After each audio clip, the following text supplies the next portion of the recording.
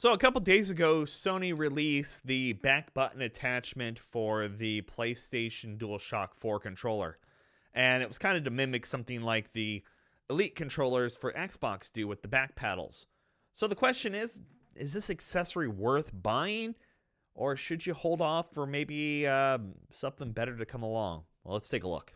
So I've got to spend a few days with it so far, and it's been an alright experience. It's not been the greatest, but it's also not been bad per se. So, as you've seen, I'm a huge fan of the Elite series. I had the Series 1, and I love the controller. I had it for about a year and a half, 2 years. And then the Elite 2 came out, and I bought one as well. And I can't say much negative about the controller. I love it. It works great. And for the times that I use the back pedals, I'm very happy they're there. As you notice, it's not something I keep on there all the time. But for the select games that I can use that with, it's really good. And it works well. So Sony came out with this instead of a controller. And these are priced at $30. Though Walmart here in the United States was carrying them for $25. So $5 less. I'm not going to complain about. And it just plugs into your DualShock 4 controller. Now, I will say, setup for it, they have a, I'm going to pull it out here. Read this first. And that's because it is very strange. So the reason they have that is because you look at this. I'm going to see it. Look at that. Look at that. This actually moves since the DualShock 4 is kind of that rounded back to it. It's not flat. The little clip here actually it's got a little magnet in it, it feels like, to keep it in place. So when it's not being used, it's not pointing out. But what you have to do is you actually have to slide it into place underneath here. So you have to kind of line up your headphone jack and kind of give it a little bit of a push. To be frank, I almost felt like I was going to break it a couple times. And it's very awkward to put on. It's one of these accessories that is very strangely done. Like, I expected a design like this as intuitive because you don't have a lot of options. This feels like something that like a third party would have came up with. Like, oh yeah, it just slides into place and, there we go. Ta-da. I got it. Easier the second time. Once you put it on once, you're like, okay, that's how you got to get it. It's probably going to turn on my PlayStation, but I'm going to press the power button there. So the backs actually light up, which is cool. And as you see there, the programmable buttons stay on for a few seconds. This is an OLED screen. That's a great thing because OLEDs tend to use less power than your LCDs, but it still requires power. And I can't say that I noticed a huge draw from that, but it was enough of a draw for me to go, my DualShock 4 is a little bit aged here. Let me know that because this is a Spider-Man edition. But I don't use my PlayStation as much as I used to. So for me personally, I was expecting a little bit of draw and just go into it knowing that. The nice thing on the accessory is it does still have its 3.5 millimeter headphone jack, which is nice. You can use any kind of 3.5 millimeter headphones with those. And then your buttons are easily mapped. So you can actually click the screen in when you flip it around. It's hard to do both, but you can actually press and hold. And this lets you cycle through what you want them to be. And basically, all your buttons can be programmed to this back button, or they can be fully shut off. So as I'm scrolling there, we have circle, cross, square. Which one's that? That is up.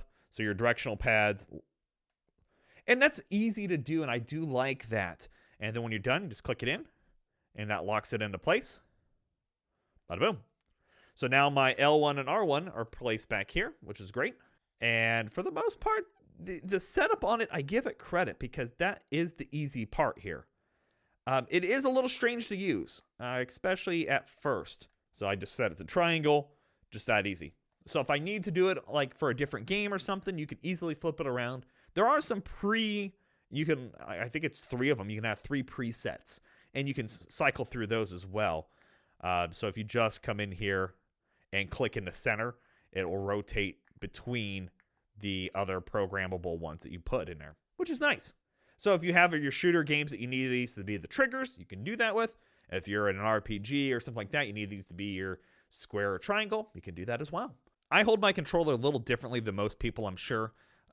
So I'm kind of doing this now, and I'm trying to use the bumper buttons as my ring fingers here. And it works fairly well using that method. And you could go down lower if you wanted and use your middles. Whatever works best for you, obviously. I will say the build quality is good. I feel like this feels solid. It feels really good. And that's nice because this could have been an easy attachment that they could have went cheap on. The buttons have a good click to them. But no, I feel like it's been pretty easy to use, easy to set up. It is strange to have to flip around your controller to see the screen and kind of mess with it. The nice thing is the OLED screen stays off as long as you are not clicking in on it. If you press these buttons, it doesn't turn on or anything. So it helps keep battery life going. One thing to note is if you have any docks or any kind of areas to charge your controller, this accessory might get in the way of some of those things. So you might have to actually take them off, put it back on, take it off, put it back on.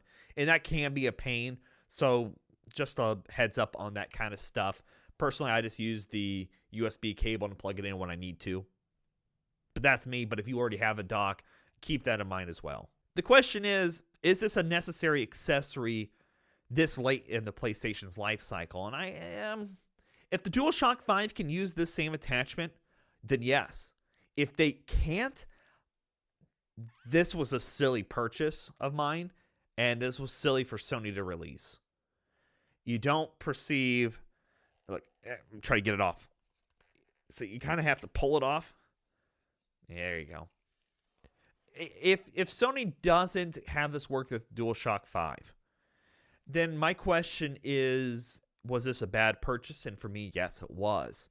I'm going to get rid of my PS4 when the time comes because that's what I do. I get rid of my current console to go to the next one. So this accessory will be meaningless to me. If it works with the DualShock 5s, I'm on board. I'm definitely on board because I feel like I love the situations that my Elite controller gives me with that freedom of the back buttons when I need it. And in those times that I do need to be in the shooters or your menu systems, I feel like the back buttons really have helped me with that. Cuphead's a great example of a game that I probably couldn't have beat without the back buttons because it let me easily use one hand to always hold that back button while my other hand controlled everything else. So it made my life a little easier with that. The question comes down to, is it worth $30? And for those select people that are into gaming, that you really need those scuff controller concepts, or again, the Elite controller concept, then yes, I don't think it's a bad buy. At $25, I don't think it's too bad at all. I think it's better, obviously, because it's $5 cheaper. But I feel like they did a really good job on the build quality. Solid feel plastic. It's got a soft touch rubberized on the back here as well.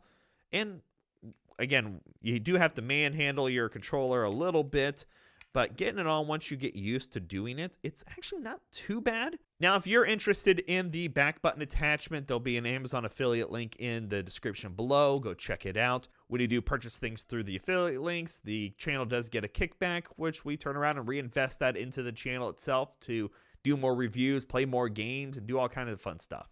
If you have any questions about the back button attachment, feel free to drop a question in the comment section below. I'll do my best to answer it. Quick review on all that. Solid concept.